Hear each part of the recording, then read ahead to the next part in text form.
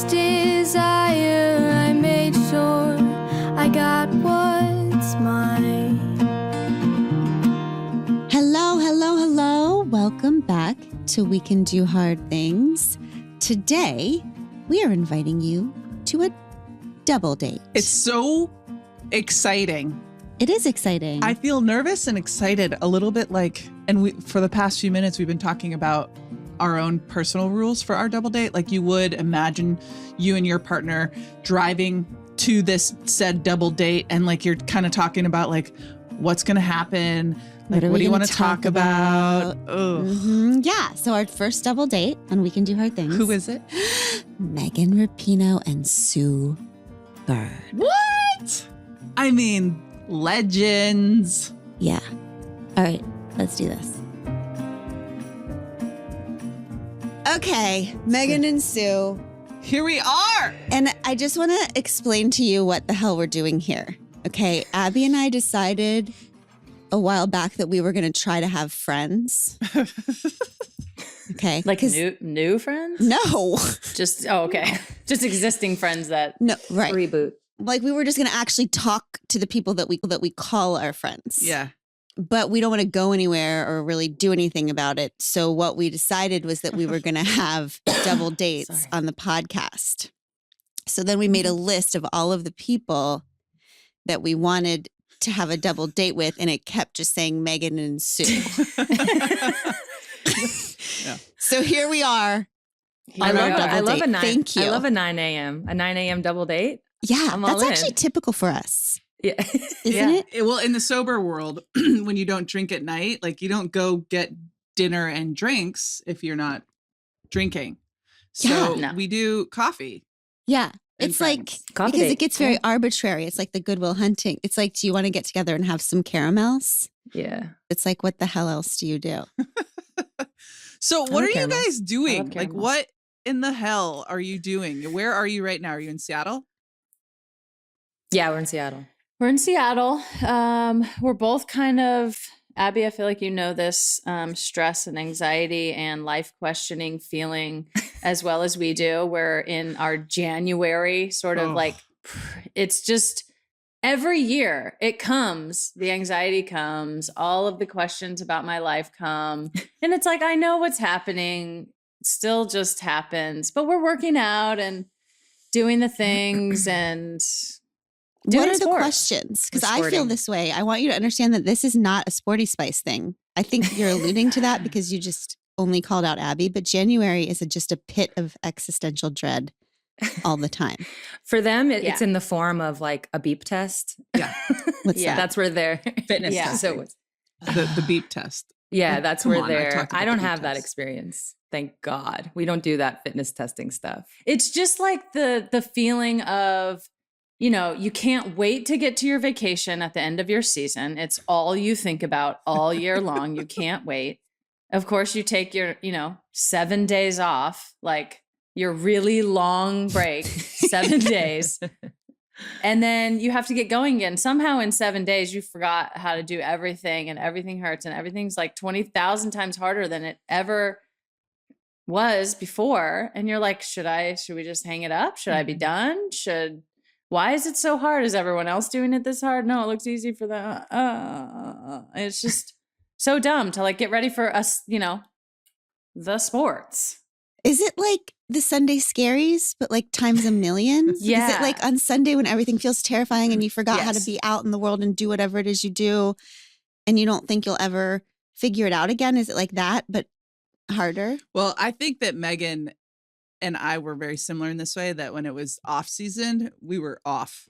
We took those 7, and might I say maybe 14. We might have extended those days off. So we needed it. that coming back into shape is just miserable. And also when you get older, it's harder. It's just physiologically more difficult. Some people just like stay in shape during that time, but I just never did. But how is your body holding up, Megan? Like, are you feeling healthy at least? I am feeling good. Yeah. I had a little longer break actually this time than I normally do. I obviously didn't go to the camp in Australia So I feel like I was really able to kind of phase out like, okay, you're doing a little bit of rehab in the beginning and now we're doing strength. And now I'm kind of back on the field getting ready for preseason. So I actually feel pretty good, like knock on wood. And I've been able to kind of slow roll it, which has been nice. And I haven't felt a ton of pressure. There's always like a little bit of like, I'm not going into this camp or whatever, but it's actually been nice to not have that pressure. And I just get to like roll into my club preseason, which will be really nice. So I feel pretty good. Do you two feel, so we were just talking to a good friend, Sarah Paulson, and she was talking about how she's just gotten to this point in her life where she's finally figured out that she knows how to do what she does. Like it's not just one long fluke. It's not like she's tricking the world every time she shows up. She actually tells herself, wait, you know how to act. Like you can do this. It's not luck. Do you guys feel like you can do sports yet? Or do you still feel like you're just tricking the world every time? And when you get a trophy or whatever you get, you're like, oh, thank God I tricked him again. Got him. I think it's a dance. I think you're doing a dance. I think there are days when you feel that way. And then there are days when you're like, man, I hope I score today. You know? Mm-hmm. I think like Abby said, or she talked about getting older. What happens when you get older is you definitely start to realize what you're good at. You start to, when you're out there playing, you start to stick to what you're good at. And then, but what happens is you're getting older, you're realizing you're really good at it, right? Like you've proven it. And then your body starts to go a little bit. So then it's like this shift to like, well, is my body going to let me do it? Like, I know I can do it now, but is my body going to let me do it? And then all of a sudden, for me anyway, the focus shifts to that where I'm in my workouts. The minute I feel any pain, I'm like, oh, this could be it. That's, you know, and the rest of my week is spent in retirement. And then I show up the next week and it feels pretty good. And I'm like, all right, I can play forever. So it's just this constant like dance. That's horseshit, It's though. so true. That the second you figure out how to do it, it's like, that reminds me of, I think I'm in perimenopause right now. That reminds me of that. It's like, okay, I'm crushing it. I'm a badass. I am like, I don't give a shit what anyone thinks about me.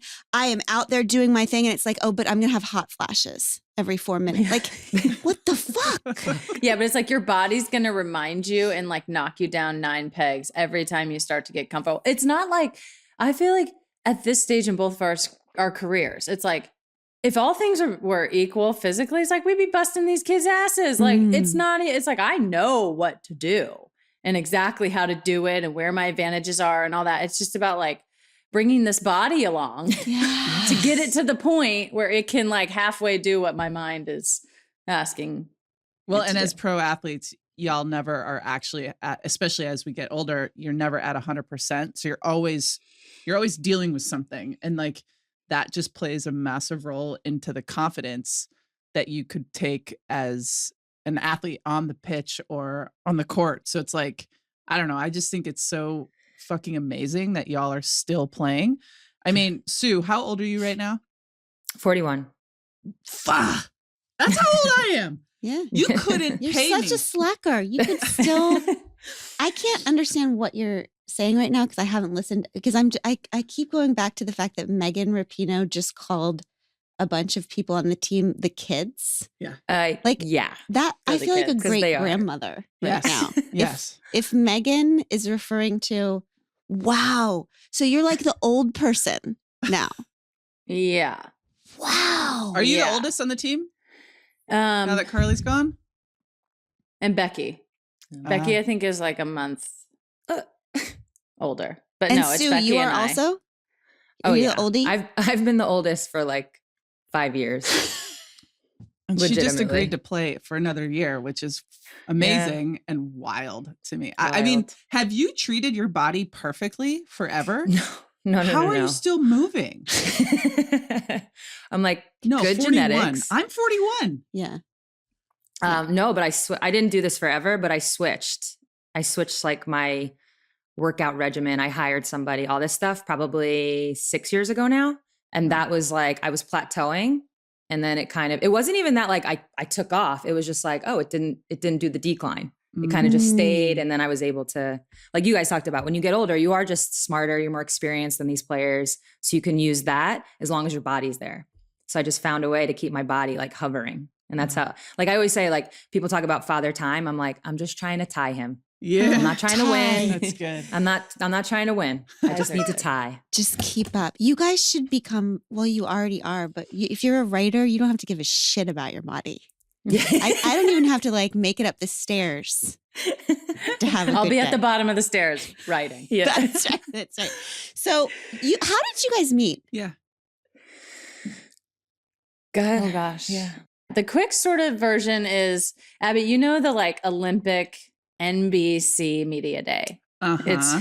It's usually in The LA. all day. The all day. You go from like uniform to this outfit. to- Casual Saturday, from, like- date night. Yeah. You know, those are the outfits you have to bring. They The tell you bullshit they're they like put bring a women date through, night Saturday yeah. night, a casual Sunday night, and then a workout outfit, and then you have like your proper uniform, and Yeah. you're gonna like change these outfits constantly. So And your this hair's is up, your hair's down. this is NBC pre-Olympics, so that NBC can get footage to use while the Yeah. Olympics are playing. Oh, Yeah, okay. continue. which It's you like- which you maybe see like 10 seconds of it ever. Yeah. Yeah, it's like entertainment tonight, Yeah. the sports, some news, like go into this social thing, like all of these different like stakeholders, media stakeholders are in the same thing. So this was 2016. Yeah, 16. So Dan Levy, obviously my agent, Abby, you know Dan and Glennon very well. Yeah. So it was like sort of in passing. I also was not single at the time. I was actually engaged at the time. So this was just kind of like a funny interaction. Dan basically like introduced me. And we had been in Seattle for whatever, a number However of long you were years. there, Like I yeah. obviously knew who she was, but like, you know, I'd gone to a couple WNBA games, but didn't like know each other. So Dan was like, oh my gosh, you guys should like, you know, sort of know each other. And it was one of those things, she had her uniform on, but then she had like the hair down and I'm sure like more makeup than you Tragic. wanted. Tragic. Yeah. And Yeah. I just like, you know, because I'm so cool and so smooth with everything, I was just made some dumb joke that I immediately walked past her and rolled my eyes. And I was like, I can't fucking believe you just did that. But I like we kind of got introduced and it was one of those things, you know, when it's like quick and like, it's just It was one of very quick. these, like, it's just a weird thing. And I was like, oh, like you're ready for your game. And just like, I was like, yeah. okay, Yeah. so there's that. So we can't even be friends now because she's like, Right. she's a loser. Like, So she's dead to me. Right. yeah, like obviously we I can't. was like, oh, I heard be- she was cool. Yeah, like everything that you've heard is a total lie. Not. Anyway, so that was kind of like our That was first like the proper first meeting. little interaction. Yeah, and then, what was the next? Basically at the Olympics. At the Olympics. We famously, you know, bonked out in a massive way. I was coming back from my ACL, so it was just the whole Olympics for us was really kind of terrible, but we got out so early and we never actually even made it to Rio. So I was like, oh, I'm going to Rio. There was like 5 or 6 of us. We went to a few games. We ended up, you were staying on a cruise ship. So it was like Different Olympic experiences. Right.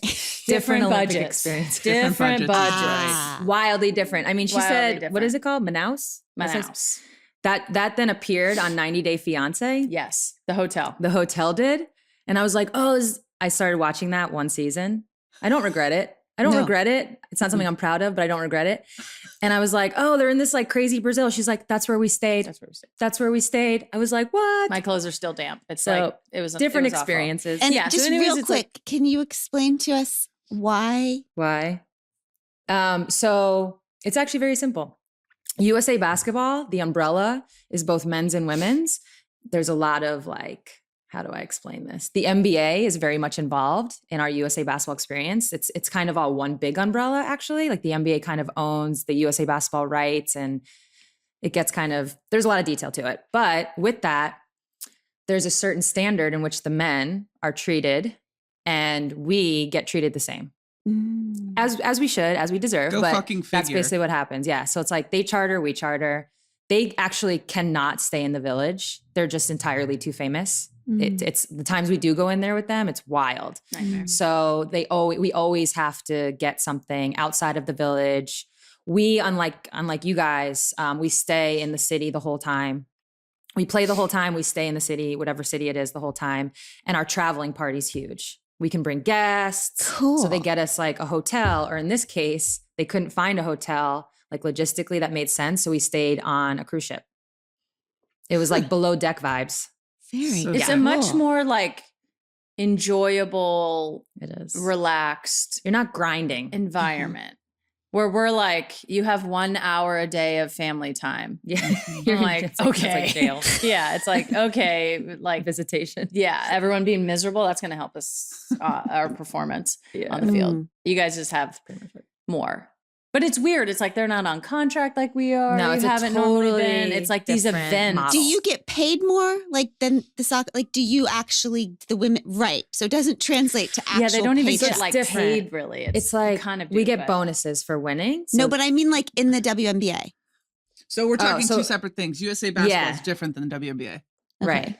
So Got like it. for them, and I'm sure you hear, and by the way, I'm like you, Glenn, like I had to learn all like their lives, like how it went. Their national team is like the priority. It's where the money is. It's like where their contracts are. For us, it's the WNBA and overseas. And then national team is second. And for them, it's like national team's first Got and it. WSL's second. Like it's Okay. a flipped. Yeah. Got it. Okay, cool. So you're in the Olympics. Megan's Mhm. out of the Olympics, but visiting the Olympics. Yes. Yeah, basically. Sue She's a is fan. on Below Deck. Yes. Susan. And so Yes. then how does this happen? So I had been going to, yeah, go ahead. I had been going to a couple of games. Mhm. Obviously, it's like we didn't know each other, but like we're in the exact same world in life. We know the same people, like the agents, all the sort of things. You're just going to skip the DM part. Oh yeah. Oh, yeah. I mean, well, I did It actually sounds like way more scandalous. than So it was. obviously the summer of 16, it was like It's actually not from a scandalous social justice like Yeah. perspective. I mean, we just come off like 14, Ferguson, Trayvon Martin, Michael Brown, like, you know, going into 50. I feel like I was like educating myself more. The WNBA obviously is always the leader and in the forefront of social justice work and protests and all of that. So summer of 16, the players from Minnesota had refused to speak to the media, worn the black shirts. Mhm. And kind of going into the Olympics, I slid into Sue's DMs. I do love the DMs and like she does. She not does. in. I just No, it's she like gets a, the like blue check. The blue check gets you far. yeah. No, I'm like, hi. it's like that's how you met Carla, her stylist. Yeah, like the guy who's The guy who's a doing bunch our of, apartment like, right now. designing in New York. Like I just slide into Just everyone's goes DMs right and in. I'm like, hi. Like you didn't ask for me, but here I am. Anyway, so I had hit her like, hey, just amazing About what social justice, yeah, yeah. like what, you know, you guys are doing. If there's any way for our teams to partner or whatever. This was pre-kneeling. That happened sort of after we got back from the Olympics. Mm. Just kind of, is there any way to connect or help like amplify whatever? That it didn't really kind of like lead anywhere, but we sort of were like Yeah. talking. If I had to ish. like round this it was out, platonic. there's like there's like It all these actually like was. connecting points. We met here, and then we saw each other at the USA House, which is this place that at the Olympics there's always like a USA House where every athlete can go, and they have like food and different kind of entertainment things, whatever they do there. I saw you there, and then she lost, so then she was coming to my games. At that point, we had connected on the DM, and it was kind of like, oh, you know, good to see you, blah blah blah, that kind of Mhm. thing. Mhm. And then they came to our after party. Yeah. So we had And one. My fiance was there at the time. Yeah, Sarah was there. Sarah was there. So it was like, So this is really like totally platonic Mhm. at Got the it. time.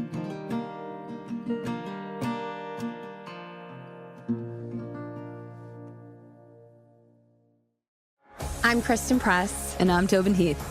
We're World Cup winners, Olympians, and the hosts of the Recap Show. Every week, we sit down with the icons, disruptors, and game changers on the field and beyond it to talk victories, heartbreaks, and everything in between. We've built a space where athletes, change makers, and people creating the future of women's sports can show up and show off as their full, unapologetic selves.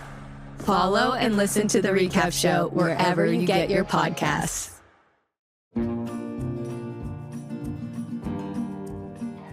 Okay, so you DM'd Sue about social justice before the kneeling, before your Yeah. kneeling. So would Yeah. you say that, because I secretly believe that the WNBA is in charge of the world. Yes. I really well, do. they certainly should be. Yes. Holy shit. So would you say that that influenced you? Oh yeah, good question. The WNBA WNBA? influenced you In and the terms of way your that kneeling? you decided to take on the kneeling. Do you think there's any way that that was influential to you? Yeah, directly? definitely. Because I think that they were the first ones doing anything publicly protesting as an athlete. kind of during that time. Like they were talking before Colin was talking. They had already done the protest in that summer and in their season. And it wasn't just with the Minnesota team. It then kind of went league wide. You guys wore black t-shirts and, refused to speak to the media about, I mean, if you remember that summer, it was like, there was like 5 really high profile murders of black men. And there was the shooting of the police officers. I think it was in Dallas. It was a very violent and tragic summer sort of leading into Colin kneeling, which was like September or something. So I think I was already kind of like opening my eyes to what was happening and, going through, like I said, like Trayvon Martin and then the protests in Ferguson and Michael Brown. And that obviously extended really far, the formation of Black Lives Matter. Like I was just like learning about it. I don't think I was really thinking about it all that much before then. And then you guys, and it was just much more is like, I feel like that summer, every time you turned around, like articles or in the Atlantic or the New York Times or Sports Illustrated, it was all just kind of like in the sort of zeitgeist of the moment. So yeah, like you guys were the first ones to really speak out.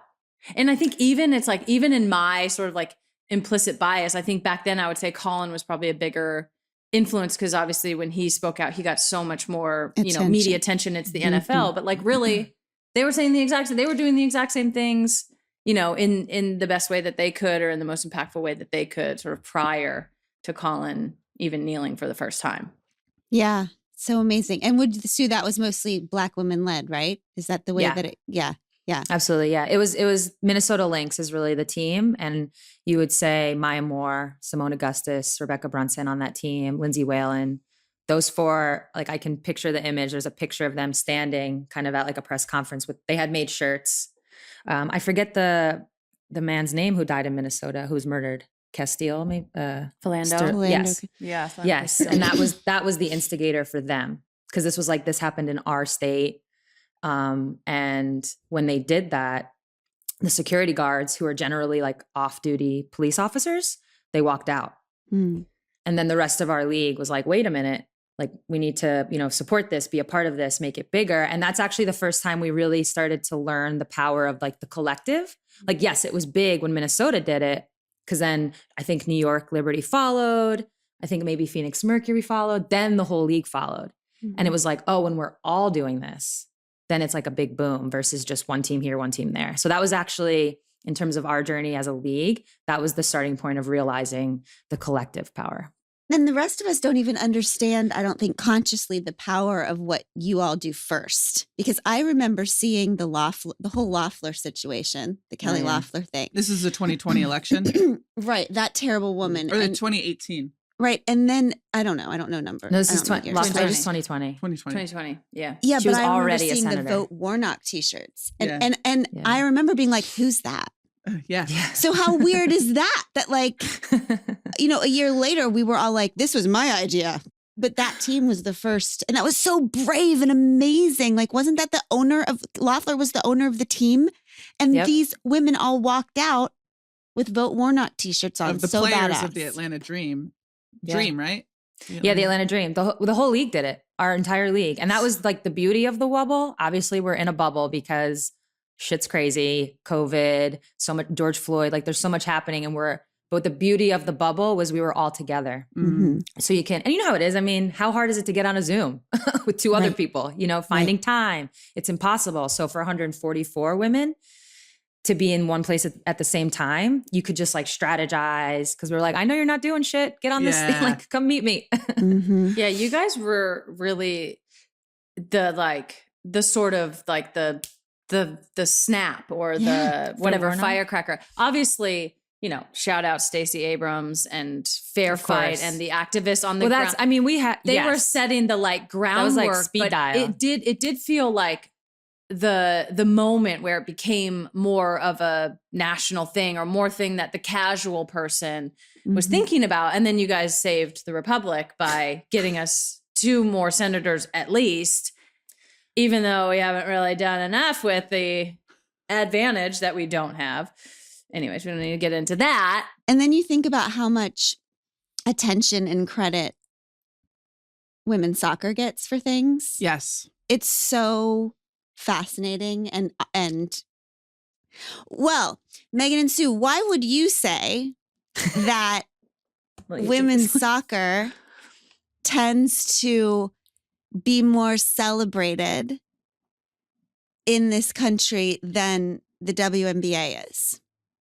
Well, and I mean, really just very bluntly, in our country that is white supremacist founded, heteronormative, cisgendered, patriarchal, the straight assumed, generally white, cisgendered women, of course, it's like we're cute and white. Right. We talk about this all the time. It's like we're cute and white and more palatable, and we get to represent America, you know, with the playing for the US as our primary thing. I mean,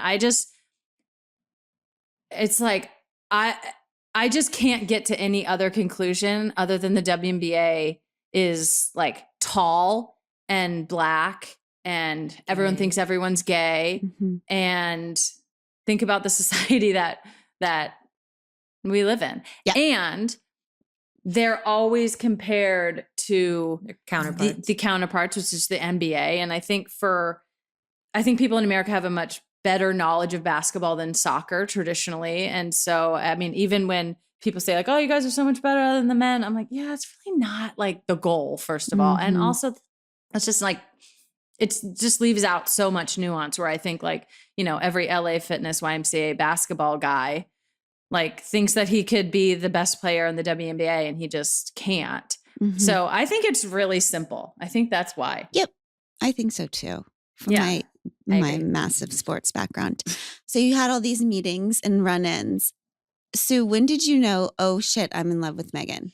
Or I like Megan even. No, I want to know like, We're gonna get there. We're like on a timeline. I mean, obviously she liked Megan when she was so nerdy and was tried to like be cool at the Olympic thing, right? Mm-hmm. But like, when were you like, uh-oh? And by the way, I want everyone to know who's listening that they just had like a little sidebar we had to a like get their story straight, which is what we always do. More like, okay, wait, timing are we going to shit. share that? Yeah. Are we I gonna think share the one that? part that's Or more always just a little like I was with someone, Yes. so I never want to like disrespect that person, and you know we I have think the same scenario. So yeah, it's like there was emotional overlap, which is overlap, and that's you know what it is, and not. I wish it didn't happen that way, but it did. So that's right. the So preface with that. what we were side chatting about was so this is one of those experiences where I feel like a lot of people have this experience. Okay. Had Megan and I never ended up together, I never would have even remembered some of these little moments. They just would have been these like little bloops in your mind that come and go. And it just never would have been like a big, huge factor. But because we did, we can look back on it and be like, oh, actually. So one of them is at that Olympics. So she was at the after party. We're all having fun. And she was standing over and I was like bringing her a drink and like making sure she was all set, that kind of a thing. Just being a good host, you know? Yeah, We were just kind of chilling. It was like, you know, me and Sarah at the time. And then I think like Jess and Mary were around. Like we My didn't really sister know was anyone. there. So we were just kind of like posted up at this like, you know, tall table, just kind of standing and chilling and listening. Being a good and host. like just being like, I don't know what we're doing here, but we're here. And we got on the boat and it took us 3 days because you had to give your passport and it was like a whole scene. So we're like, Top we're security. here. Yeah, we're top security. So I kept like checking in on them, I guess, to be like, hey, blah, blah, blah, you know? And at one point, one of my close friends is Diana Taurasi. We obviously know each other very well. So I like had just left the table for probably like the 5th time or something, like walked away. And she comes out to me, she goes, and get the fuck away from that table. And I was like, what? She was like, I know what's happening. Get away from that table. You two know each other way. Yeah. And I was like, shut up, you know, like whatever. So again, had, you know, we never end up together, that wouldn't even be, I mean, I guess I would remember it because it's just funny, but it just was like, whatever. But now looking back, I clearly was like caring for her in this way. Yes. Like I was like wanting to be near, but not in a disrespectful way. That's I guess what I'm getting at. No, it's you like, weren't like prowling. You just legitimately like but kept Diana coming over saw to the table. like Dee saw it and was like, get the fuck away from that table. That's so interesting. So that's like the so she's never first- cared about being a host this much as she does right now. Yeah. It's sweet. Yeah. She was trying to protect you, you know? Those Yeah. are the kind of friends you have. And now looking back. I think that Dee was also trying to bring this to Sue's attention on a more conscious level because Dee wanted it to happen for you. That's not your take? Yeah. Oh, that's I Megan's. think so. I'll have to But ask also her. it's like this funny thing where like, it's like we all know each other because of course I know who Diana Taurasi is. Of course I know who Sue Bird is. Like we all sort of like know each other, but we don't really know. I feel like women's sports is getting better at that, or like women in sports or even just like entertainment or whatever. Like I feel like we get a little more self-conscious, whereas the guys are out there like, yo, what's up? Like, of course I know who you are. And like, I feel like it was a little, Dee's kind of funny and the same. She's like, I don't want any new friends, but like that one seems that I could do it one new friend. Oh, so you think, But I think she was like, oh, I hope Sue ends up with Megan because Megan seems cool and I want to be her friend. no, well, a little bit of both. A little bit. But I think also she's like wanted like, So this is about you? No, This is about you? No. no, I'm just kidding. no, A little bit? no, not at all. Wanted you to find Oh, so she, someone she who recognized loves you. how amazing you are and was like, No, oh, my such a friend good should be with segue. her. I mean, This is listen, I such don't know. a I've fucking kind of good walked segue. myself into that, but yeah, basically. Okay. What is, just going to switch gears real quick. What do y'all fight about the most? Oh God. I mean, presently Zoom calls, like one is on one and the other one is making noise. Oh, This that's- is a huge, big issue in this household. It's a big issue. Big. It's just I couldn't do you be wanna more. share the I fighting couldn't story? be more hypocritical about the way that I operate on Zoom Would you for like to share it? myself, and then like the way that I operate when Sue's on Zoom. It's just Are you gonna? I'm like death eyeing her if she makes one. Oh, noise. if I like literally Meanwhile, put the I'm like mug down on opening the thing, boxes and stuff. Yeah, she goes, yeah. I did have a little Zoom. Oh. this is classic. I did have a Zoom incident. Do you feel I am comfortable? loud off Zoom. I don't know why. We were in our place in New York. We've just bought a place in New York. yeah. Oh, cool. There's nothing yay. really in it. Yeah, Yeah. you guys will definitely have to come visit. yes, Obviously, for you're sure. invited. Anytime. So it's really empty. So it's very echoey already. Things are loud. I feel like you need to tell it, but No, I mean, I just love every time we've shared this story just like a couple times. now it's going out to the masses Now because you know they everyone have will the know. number one podcast I in know, the world. I've heard. So I she don't make always the rules. She always loves to at the start say it was very echoey, and it's like yes, that's true was. because we didn't have furniture, but also it was loud enough. And I was on a Zoom call that was actually casual. It wasn't like a podcast or a recording. I was talking to like It was our accountant yeah, well and yeah. our financial advisor, but Yes. that's fine. Well, I wasn't going to put a name on it because now if they listen, they're going to know. Well, It's going to confirm like what they they already probably knew. thought. So we're on the call, and out of nowhere, I hear, I'll be off camera for a second. I hear, well, I can't because the mic's far. I hear, and I was like, oh, this bitch just farted. I didn't mean it. I did not mean it. This I was bee just actually farted. I'm almost impossible to embarrass. I I, take back the actually was bitch. like a little embarrassed. 'cause I that was texted her. not intended. I texted her. I was like, they just heard you fart. Oh my God. We all just heard you fart. Well, I was and like, well, it yeah, I actually did. probably sounds like Sue farted. And she's like, excuse me. But you don't want to Yes. stop and say, actually, that was Megan. yeah. Actually, You know what, That's Abby? her. I never thought that they thought it was me. So I feel like they That's knew it kinda wasn't hitting me you. hard right I now. just feel like they knew it wasn't you. It didn't sound. It was further away. I was 15 feet So away funny. minimum. I was in the hall. it was really funny. Anyway, so we fight about the Zoom stuff. Yeah, we fight that about the was Zoom really stuff. funny. That And was how like, do oh you my all gosh. fight? Yeah. Like who's more controlling in your relationship? I feel like we communicate pretty well. Yeah. So we're not ever like yelling. Mhm. Yeah, like Yeah. fighting. I'm definitely not a big fighter. no, like that. Megan's not. I don't like to do that. I actually will say to her sometimes, I'm like, you remind me of when, okay, so in sports,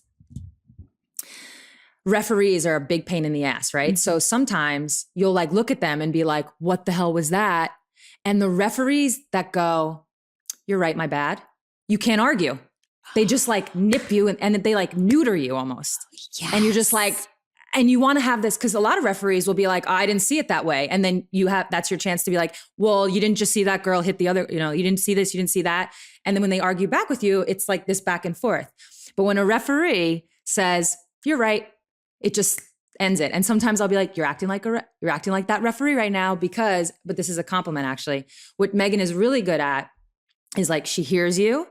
She's like understanding and processing your, for lack of a better, complaint. And she goes, okay, yeah, I see that. You're right. But then when you're kind of upset about something, so it just kind of like, right? The thing is, like, I'm not doing this as a she's way not. of manipulation. Like, But at first I didn't actually- realize that. I had to get to a place. I'm 'Cause actually you thought just it was just apologizing. passive aggressive, right? Yes. Yeah. And I was like, argue with me, please. And I'm like, I actually, what you just said really hit the nail on the head. And that's not cool of me. And I am apologizing. The problem is that some of these things are like character traits where I would love to say that I'm going to remember about the light bulbs. I'm probably not ever in my life going to remember all the time about the light bulbs. And I'm like a psycho light, task. like shutting the lights off, like when we leave the house. I just think, isn't that like kind of commonplace? You also, I mean, to steal something from your guys' podcast with the ticker, I think Amanda was talking about it, of like the daily tasks, and like Sue also lives in 3022 for everything. And like, I would love to say that it's called efficiency. super efficient, super smart, like way ahead on things. Like it's already shown up at the door, and I'm like, wow, we should probably think about getting paper towels. And she's like, I have it on subscription, like to the exact amount that we need. No, you're not psycho at all. It's actually amazing, but you carry a lot of the household daily ticker tasks. And so of course that gets old. I think you like doing it, but also it gets old. And Well, you want your partner to like, yeah. And Yes, so partner. then when I say sorry about stuff, knowing, we both kind of know full well at this point, like, is it going to change a lot? I don't know. So then it feels sorry about, I'm saying sorry and then not changing my behavior. So that's what we talk about. I think that's something that we fight about probably with both of us. like the theme of that. Yes. Yeah. versus Because I feel like, like we're the- both very self-aware. We're both like, looking in. We're both understanding. We both have that.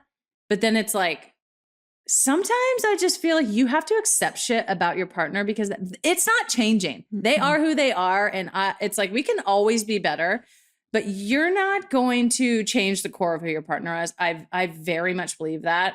And when we spend so much time together, I was in a pandemic, the same themes keep coming up and up and up. And I feel like the more we can just accept that some of these things your partner's going to drive you nuts about all the time. And I have found that some things that I've let go of, it's just better for me because like ultimately it's not going to change. So I'm either mad about it all the time or I'm just like, that's her. And that's okay. I mean, Megan, since you've known Abby for so long, I want you to know that I spent the first 4 years of our relationship trying to quiet her down. Like I thought maybe I could just, if we keep talking about it, I could just This is the volume. lower her volume. the volume. Like that's never No. going to fucking happen. No, my responsibility is just to go dead inside. Just to listen. Right. Just, Yeah. yeah. That's never, just dead inside. And like, Yeah. Yes. that's my job as a lover is to slowly die to that wish.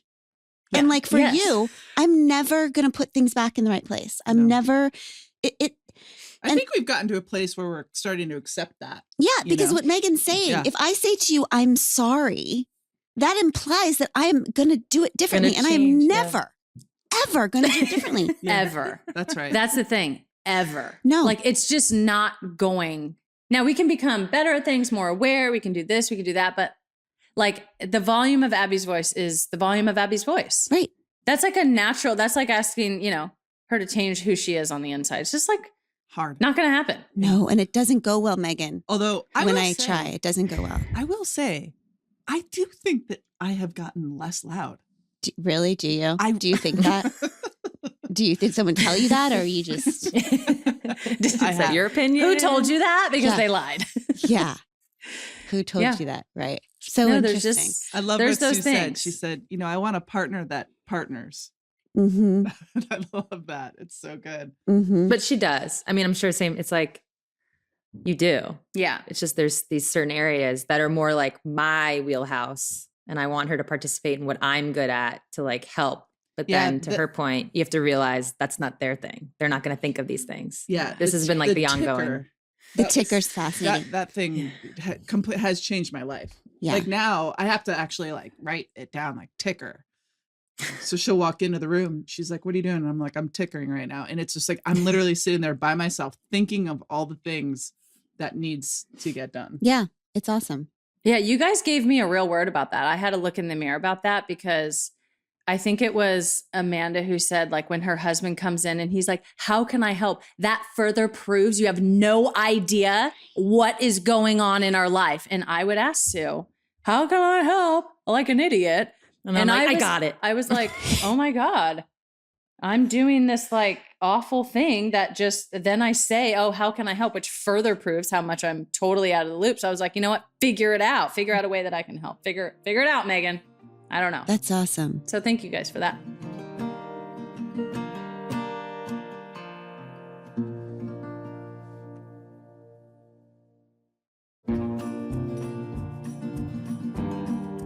We talk a lot on this podcast about boundaries. Have you all had to, during this weird time, establish any challenging boundaries with each other or with anybody else in the world that you can think of? Like family of origin stuff, the world. You guys have to deal with the world often and its feelings, or each other. I actually can't think of anything. The only thing literally just happened yesterday. There's like sometimes where, because we're always like gaming things out together, right? Whether it's like saving the world or what's going on, in each of our teams or what's going on with our families. Like there's always like, we're gaming, we're talking, we're gaming things out. And I think one boundary we're starting to realize we need to set is we can't, okay, so as one of us is explaining something that's frustrating, that's happening, the other one in their attempt to be supportive can actually whip the other one up. So it's like, and because me. No, it's not just you. Mostly But it's like, so let's say, because I get fired up on your behalf. Yes. but vice versa. And it's like, so one of us is like, "Can you believe this and that is happening?" And I'm already, already whipped up, and she'll like come in and whip me up even more. Yes. And it just happened yesterday where I was like, okay, this is actually not helpful now. Like I'm too whipped up. And I think I can do it I do it to you as well. And so it's like, that's like one thing I think we're starting to realize. I like to be whipped up. Yes. Whipped is my I want to whip favorite. up for like 5 hours in a row. Meanwhile, we get to the 5 hours, we haven't accomplished anything. That's right. So I feel like But I think you're that's a trying boundary. to, That's like, yeah. sometimes you just need the person to, yes, like be there and like listen and be supportive and or show you another side if that you're not seeing, whatever the case is. But yeah, okay, maybe it is a me thing. For me, then I've never heard I'm anyone already talk whipped. about that. That is such a huge situation. My sister and I can get on the phone with her and say, I don't know, that person looked at me weird. In 20 minutes, we're both homicidal. We're both plotting the death of that person and how we can get away with it and remove the body. Yeah. But I will tell you that I believe there's an appropriate level of whippedness that everyone needs to get to, because I also don't like, I think our dynamic is I'm whipped and then you try to unwhip me. Yeah. Yeah. Telling me everything's okay. That's frustrating too. When you're whipped up about something and somebody's like, well, I mean, let's look at it from their perspective. And you're like, No. okay, It's annoying. no. Yeah. Yeah. Yeah. So There's what's like a the happy right medium. level? What's helpful? Right. Like not, yeah. By the way, this is all very like situation dependent, topic dependent. Yeah. Sometimes you want somebody to be like right there whipped up with you. Mhm. But I think for me, it's a scenario where it's like one of my work environments. And I was finding that it like wasn't helping me to like go from, I was like 0 to 50 and she sent me to 100. And that was like, this is my work environment. I can't be at 100. Yeah. That was kind of sort of what was happening. So I think that it's like a good somebody to meet your whippedness, but maybe not exceed, but not bring you down either. To your point, it is frustrating for someone to try to like calm you when you're not ready to be calmed. And that's actually what I do. Sometimes I go to, she'll be talking about something and I immediately jump into solutions. And then I realize what happened. I'm like, yep, not yet. Yes. I get it. That was too soon. And Too I'm like, soon does on the it look solution. like I'm ready for a solution? Yes. I'm in the middle of my bullshit. Yeah. Mhm. Too soon on the solution. Yeah. Well, Yeah. Glennon And you always- are very solution oriented. I'm very and I'm solution more oriented. like, not emotional because you are emotional, but I'm more like get in the mix and like, you're an organizer and I'm like a fuck shit up in front of the microphone sort of thing. And like we have to, which we both get so much from each other. But it's like a balance of where Those are the boundaries. where I we guess, need to answer. sort Well, of do and that's the that. thing. So good. It's so I- beautiful. When Glennon comes to me, she's coming to me with real problems that are like life and death for people, you know? Mhm. And so I don't want to like live in that space 24 hours a day. And so sometimes she'll just be like, can you please just not bright side this? Like, this is not a bright sideable moment. This is horrible. Like, this is bad. Like, let's just sit and feel bad for a little bit. Mhm. And when that is kind of the consistent conversation, I'm like, fuck, She does. I'm sad hard. now. Yeah. Now Yeah. I'm actually sad. Yeah. It's I hard. like being sad. Yeah. Yeah, that's true. Because I can like get to the thing and then get to the what we're gonna do and then be done because that's what my work requires of me. Yeah. Mhm. And you're like, oh, but for the rest of the day. For the rest of the day. Mhm. I'm like, but is the world ending? I think that you just told me it is. And now I'm supposed to deal with that? I don't know. Yeah. Okay. I want to ask you guys some quick questions, like just a little rapid fire type thing, but it doesn't have to be rapid because I've never actually. We'll do our best, but sometimes I've we get never- long-winded. It's not. I've never done a rapid thing in my damn life. So I try to do rapid and I'm like, well, I need to give context. yeah, don't worry about your rapidity. Okay. Which one of you is the more jealous one? And do you ever get jealous?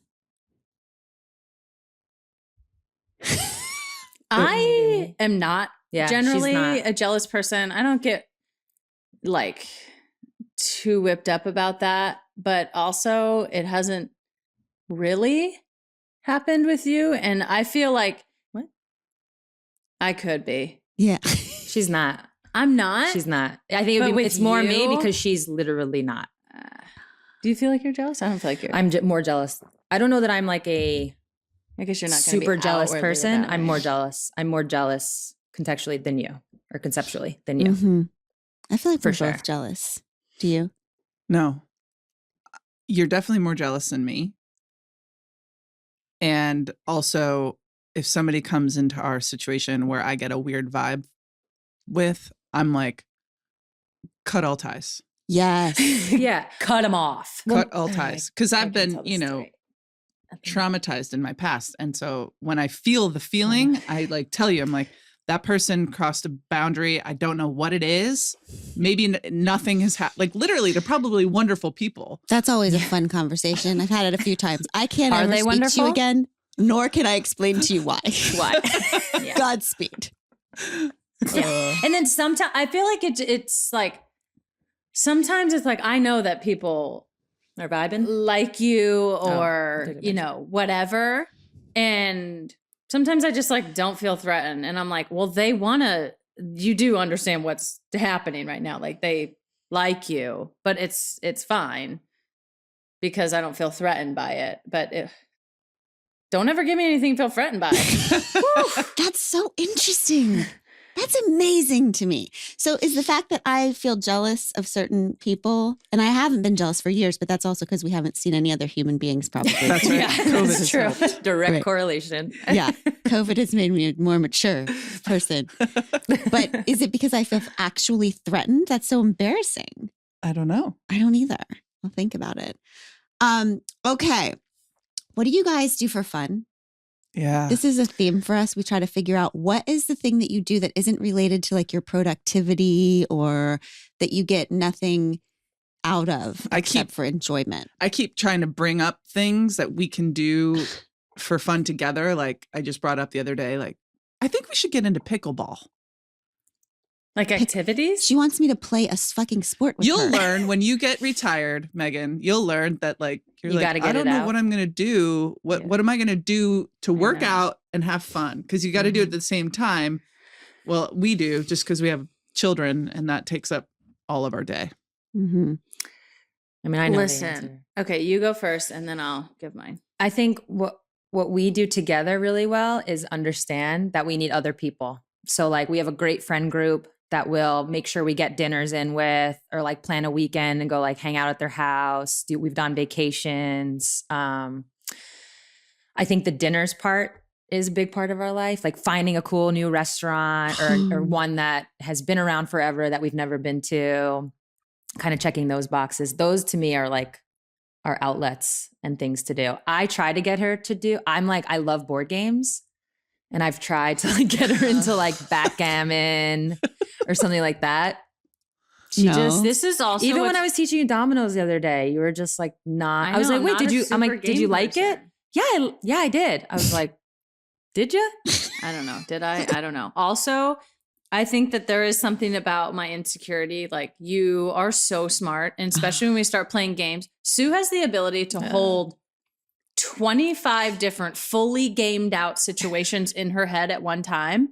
And every single day I leave for my workout, I forget something. Like I just can't hold it all in my head. I don't know. It's somewhere, but like, so I think there's a little bit of that. So you're like, and you grew up playing games. I didn't really like grow up playing games and stuff. I think that the only thing I enjoy doing really outside of, now I say that like outside of my sport, which is a lot, and outside of like what I consider my work, which is the, activism and however we want to say it. I don't even know if activist is the right word. I just only really care about going to dinner with friends and like having fun and seeing other people and like, just that like community and whatever, and having conversation. Like is talking like a hobby? Yes. Because we love it. We love to like play out scenarios or do debates or talk about issues. I mean, especially with our closest friends, like we flush a lot out of like, what's our stance? How do we talk about it? What does this mean? Blah, blah, blah. And of course I love shopping. We can't really do a lot of that now, but it's like, I think that fashion, everything is like a form of self-expression for me. And now like for you, it's becoming. And it's like, outside of that, like I'm not hiking, I'm not doing other sports, I'm not doing other physical activities. No. I've started to get into cooking a little bit. We'll see how long that lasts. But like, I'm also just tired. Like our lives are busy and we have a lot. And I just want to go to dinner and eat great food and like, but do you remember, have good wine. Do you remember very early in our relationship, I had already, no, maybe that's not when it happened, but it was early in the relationship within maybe a year. And we were like trying to plan a vacation. And you said it first, but I was thinking it. And it was kind of like, well, we're going to invite other people, right? Oh. And I think it's like, but like we're together, like actually in the early part of our relationship, we were together a lot. But then it was like, we like other people coming into our space or us going into theirs and like doing all the things we just said. That's magical to me. So do you all like the same sorts of people? Like, is making friends hard for you? Are most of your friends queer couples? Do you ever have a couple where you're like, I don't like her, but the other one does? How is that? It feels like it's so easy for you the way you're talking about it. I'm not as good as like keeping touch. I feel like I have a lot of friends. They're just all over the place. That's like what sports does. Yeah. It's really the sad you've done part. a better job of keeping in touch. And you have, I like have some core hometown friends in New York. Yeah. Like not necessarily the ones I grew up with. There's a couple, but just kind of through the years who you became friends with from New York, where I'm from. And those are like the homies forever. Amazing, and they've now adopted Megan. I think they like you better. No. Yeah. Not even close. Which is totally fine. But like they are now, like Megan is like now in this group. Like they have their own individual friendships and relationships. And we've been lucky in that way that it's like kind of worked out like that. But no, we don't have a lot of new friends. No. It's kind of like we have such little time as it is. Making new friends is like hard and a lot. And then it's going to like take away, like it's hard to even schedule a dinner with the existing friends that we have. So it's like, I think like, where do you meet new friends? I don't know. I don't either. I have no idea. That to me is the saddest part. One of the sadder parts about being an athlete is you grow up with someone or a team or a certain amount of teammates. You have all these experiences, all these shared experiences, the highs, the lows. Like these are like seriously deep relationships. Now you may not know like their names of their siblings, but you're going to know a lot of other things about them. It's like this weird, unique thing.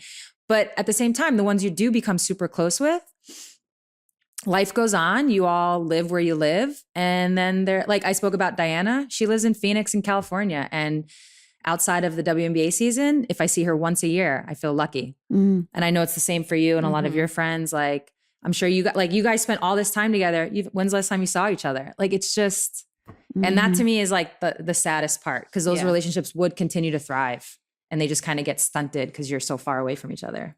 What's the most important thing to each of you in a friend, and what's a deal breaker?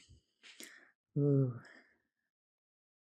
Oh, there can be absolutely no bullshit, it's like no games, no bullshit, no dishonesty, no, we don't have time for this. Like I said, it's already difficult enough to find time. And I feel like we have to deal with bullshit in all other ways. It's like, I don't want that like friction. It just feels like a waste of time. Like, why am I spending time with this person if they're even making me like question anything? And sort of that trust, like I feel like our friend group in New York, and even friends that I have kind of scattered, there's just this trust that like, if I don't talk to you for 3 months, it's fine. We'll just pick up at dinner, or like, we're always there to kind of support each other and like have each other's back. It has to be that sort of easy feeling. Otherwise, I would just rather, like, not in a mean way, I would just like rather not hang out. It's totally fine. Like, we clearly don't vibe or something, but like, if it's not 100, it's kind of not worth it. Like, we'd rather just chill with, with ourselves, or like with other friends that we have. The kind of like forced situation, I'm just like, and I don't know if it comes from being in sports so long. Like, I can get along with anyone. You put me at any dinner table in the entire world, it's like, fine. I know the conversation. I can like have conversation, whatever. But it's like, I've been forced to spend so much time with so many people that I would never choose, not in a bad way. They wouldn't choose me either. But I've had so much of that. I want zero of that. That's right. Like, That's moving forward. We just did this whole thing about friendship, and that's the science of friendship, is like, it should be 100% or nothing. That we all have this idea that relationships should be suffering, but actually friendships are the things we get to choose, right? Like, we don't get to choose our freaking family. Right. Once we get married, we don't really get to choose our partner. That's like done deal, right? That's like, But our friendships are the one thing that we can be like, no, 100 or 0. It's good. No friction. And I think, you guys are touching on a lot of stuff that I've thought about, especially over the last 5-6 years of my retirement. Having these like friends that you go to camp, you're playing on your teams, and you have people around all the time. One thing that I think what will happen when you retire is you're going to get really picky about the people that you spend, because you all are so busy, and having those friendships that you do get, like chosen family, a lot of, especially gay women, not that you guys have bad family situations, but I just know that having other queer women in our lives is like really important to feel like you're having that sense of community in some way. And they're just better. I mean, being gay is the best thing ever for like every reason under the sun. Thank God.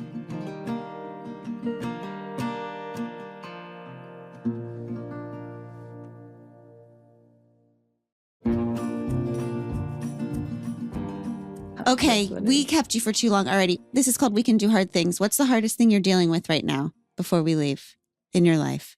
What's the hardest?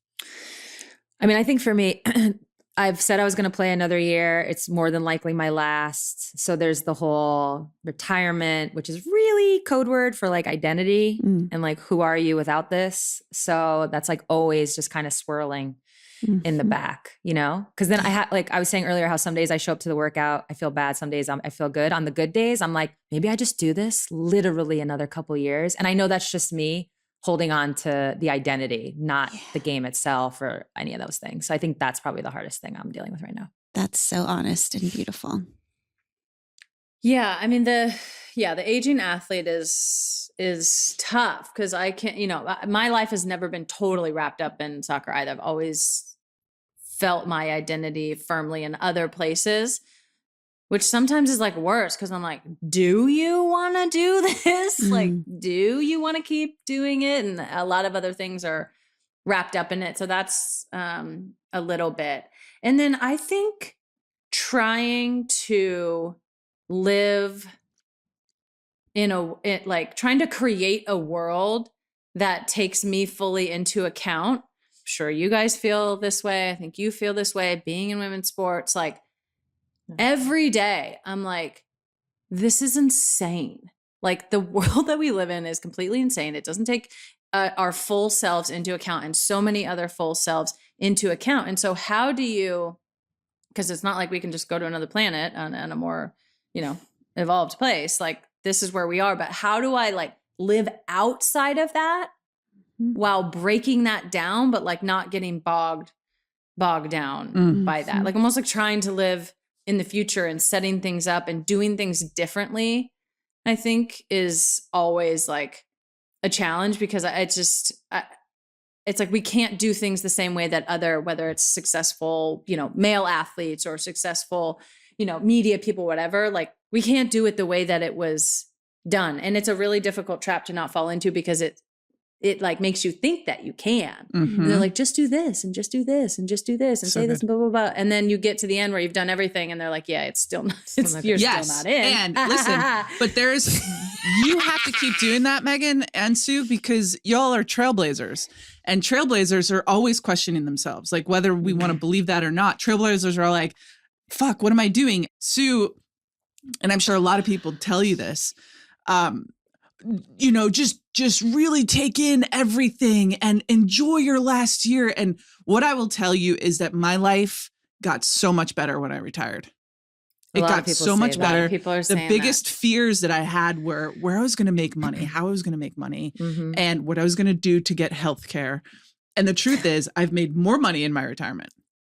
Much by just like actually giving more time to myself to like create things and do things that I want to do. And that's the beauty of being a woman athlete. There's plenty of chances to make more when you stop. I mean, that's actually the wild part. I think that's what's hard to wrap your head around. That, like being told, I think kind of what you're saying is you're not valued as maybe an athlete, right? In the moment, like WNBA, we get, the hate is like crazy. So you feel like lesser than, but then you walk off the court and, a company wants to sponsor you or somebody wants to hear you speak. And then you're told you're valued because of and so it's just like, what? Like, to me, that's where it's like banging my head against the wall. Yeah. I think that's actually the thing that is the hardest all the time. And particularly for me since 2019 is like the balance between doing my job, which is playing soccer. At least it's one of my jobs, but it's kind of like the cornerstone job, even though it's like the one where I get treated the worst, paid the worst, and all the conditions are the worst. Everything else kind of is, not relying on it, but, sort of Predicated on whatever.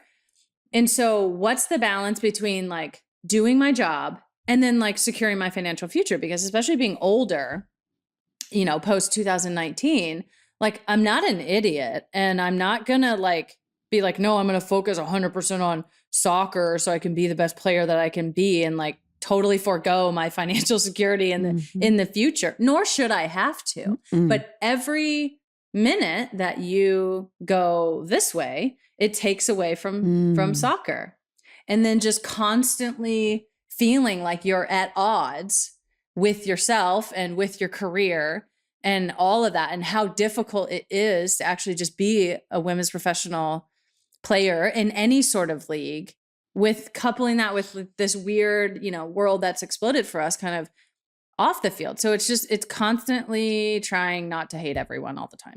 Basically, it's like, That's right. Yes. That's right. I hate to say this, and it's probably going to get like, clipped by Washington Examiner, but sometimes I'm just like, I hate everyone for everything that you do to all of us. It's so frustrating. It's so frustrating. It's so fucking infuriating because here's the thing. Like y'all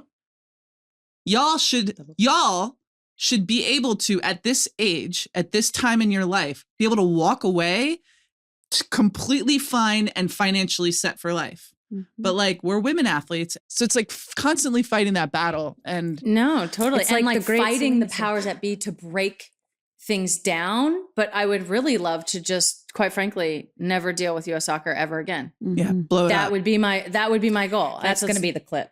I know that's going to be the clip. And honestly, I've say that right to the board because it's just, have they given us a platform? Yes. Like, have we been one of the best supported teams in the world? Better than awful doesn't mean good, but okay. Yes. Like, I understand that there is good with it, but like to feel like in so many other parts of my life, I'm like moving on and being more, open-minded and progressive and working with people that are not just like-minded in the sense of like a feedback loop, but actually view me the way that I view myself, and I want myself to be viewed as a whole human, and I view them that way, and like we view each other that way. And then sometimes we get stuck back in these old antiquated ways that just, yeah, go ahead. I like love to use whether it's like movie quotes or like things you saw somewhere and like bring it all back around.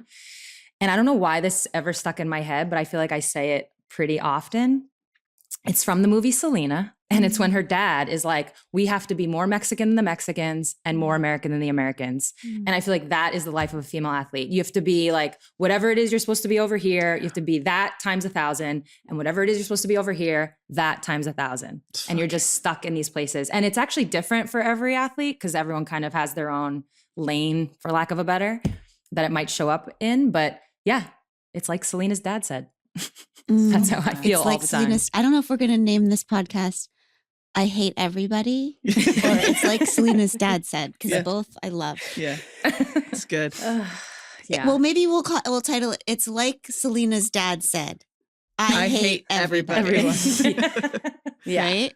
But it's just constantly that. This is all such big stuff. And what you're talking about having evolved past an institution that you have to stay in. I have a friend who talks about a Zen koan, which is like there's a goose that's growing inside of a glass bottle, right? How do you get the goose outside of the bottle without hurting the goose or shattering the bottle? And I see you, Megan, trying to do that so beautifully, where you have this bottle that is so fucked up and so small, but is the only container for these younger women coming up. Mm-hmm. So you can't say burn it all down, even though that's what you do want to say, because then you have to come back 20 times and say, I didn't mean burn it down. I meant like put a fire Burn a little bit. Yeah. It's totally. And it's like really what I want to do, being the goose inside the bottle. I'll break the bottle. It's fine. I don't care if I cut my foot on the way out. That's totally fine. But then don't look at me and be like, oh my God, did you break the bottle? That's very destructive.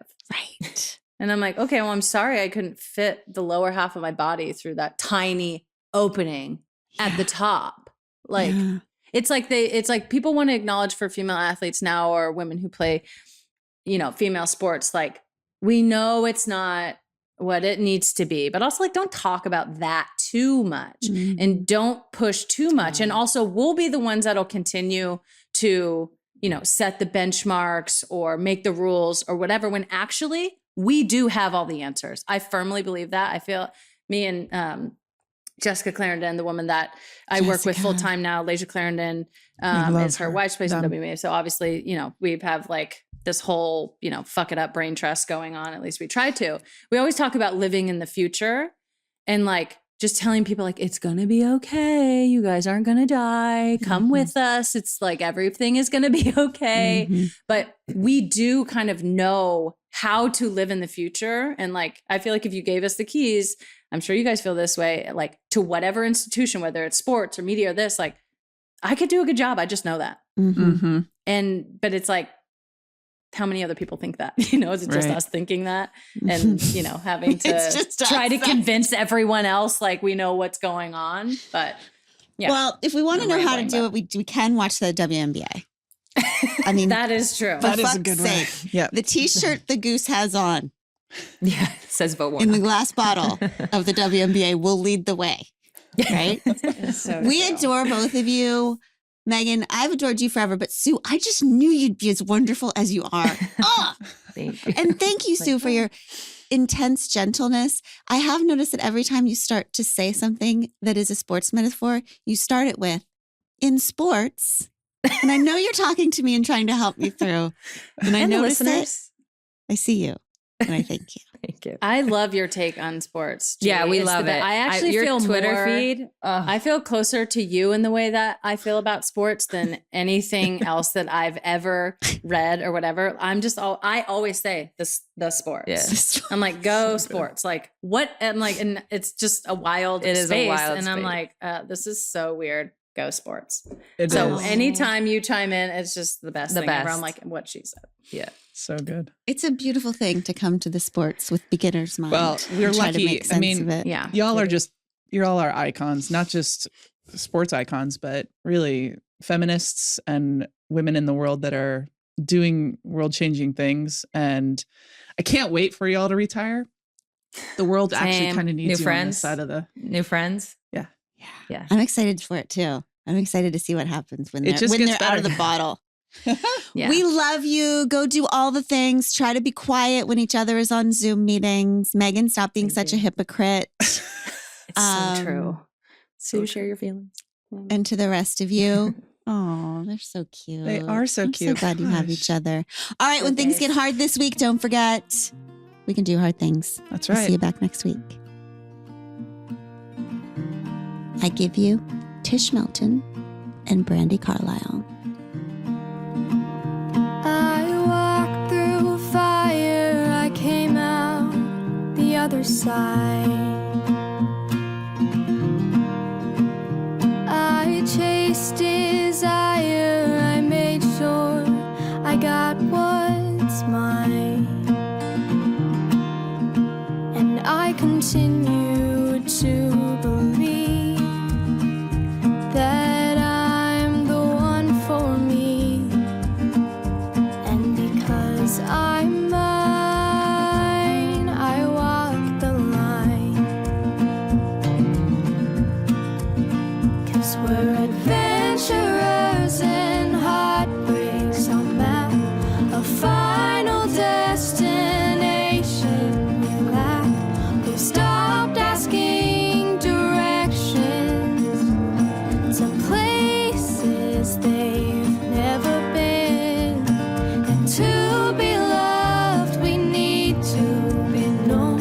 We'll finally find our way back home. And through the joy and pain that our lives bring, we can do hard things.